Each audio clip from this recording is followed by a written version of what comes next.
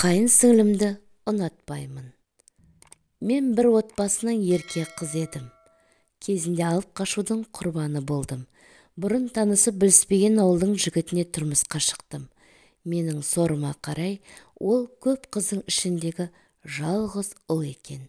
Бәлкім кейбір отбасыларда әпкелері мен қарындастары үйдегі жалғыз келінді әлпештеп ұстайтын шығар. Бірақ мен ондай бақытқа кенелмедім. Алғашқы келін боп түскеннен бастап, ене мен қайынапа, қайынсіңлерім маған сын көзбен қарады. Күндер өте келе олар мені отбасы мүшесі деп есептемейтін де болды. Бұл да біреудің алақанға салып аялаған баласы, оны ренжітпейік деген ой қаперлеріне де кіріп шықпады. Ол аздай енем жұмған алақаны ашылмайтын сараң адам екен. Қаймақ демей-ақ қояйыншы, майды қоймада сақтап, кілтке салатын. Оның шашына оралған бір уыс сылдырлаған кілттерді көргенде, әсіресе аяғым ауыр кезде сілекейім шұбыратын. Әр күнім тозаққа бергісіз өтіп жатты.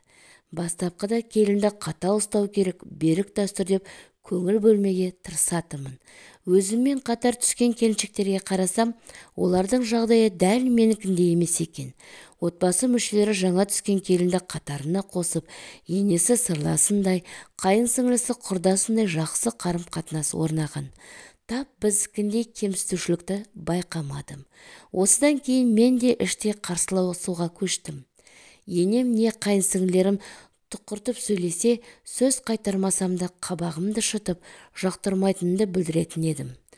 Алғаш қызымды көтергенде қайын жұртым тайлы таяғы қалмай перзентханаға барып өздері шығарып алды.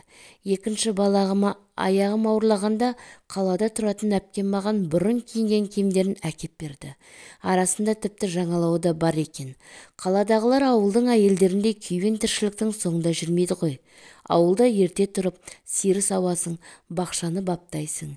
Киім шақ келмейді.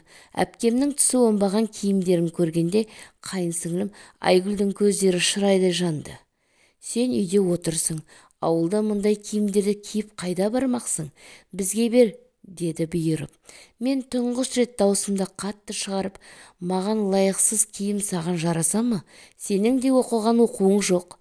Қыз деген атың болмаса, менен айырмашылығың шамалы, деп бетін қайтарып тастадым. Сол-ақ екен, ол жыламсырап шешесіне жүгірмесі бар ма? Енем қызының сөзін сөйлеп, мені жерден алып жерге салды. Біздің айғайымызды естіген күйеуім есікті тарс жауып үйден шығып кетті. Біз 3 ай тоң теріс жүрдік. Енем де, атам да, күйеуім де менен теріс айналды. Перзентханаға автобусқа отырып өзім бардым. Мерзімім жетіп, ұлымды туғанда бірде-біреуі хабарласпады. Тек шығатын күні күйеуім машинамен келіп, ұлым Айдын екеумізді үйіне әкетті. Есімді жиып, баламды жуындыруға қамданып жатқанымда, қайын сіңлім бөлмеме кірді. Үстінде менің әпкемнің көлігі. Жақтырмай тұрғанымды көріп, бөлмеден жылыстап тайып тұрды. Бірақ сол күйе көлігімді қайтармады.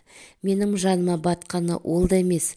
Арада бір ай өткенде қайын сіңлімнің айдап салуымен күйеуім мені соққыға жықты. Демемді сипалап, жылап отырғанымда бірде-біреуі араша түспеді. Ал қайын сіңлім айызы қанғандай сол күні алшаң-алшаң басып жүрді. Ақылы бұл қорлыққа төзбегенмен бөлек шығу туралы мәселе көтердім. Туыстарды салып, күйеуімді де көндірдім. Қазір біз бөлек отаумыз. Қызым 1-ші класқа барады. Ұлым 3 жаста. Жолдасым екеуміздің қарым-қатынасымыз қалыпты. Бір-бірімізді сыйлаймыз, түсінеміз. Осындайда жас отбасылардың кей жағдайда бөлек тұрғанында дұрыс па деп қаламын. Егер қайын жұртым мені өздеріндей көріп, жылы қабақ танытқан болса, мен де ол үйден кетпес едім ғой. Қайын сіңліме келсек, 2 жыл бұрын көрші ауылдың жігітімен сөз байласып, тұрмысқа шыққан. Алайда жараса алмай, бір ұлымен ата-енемнің қолында отыр. Табалағаным емес, осы бақытсыздығынан өзінен басқа ешкім де кінәлі емес.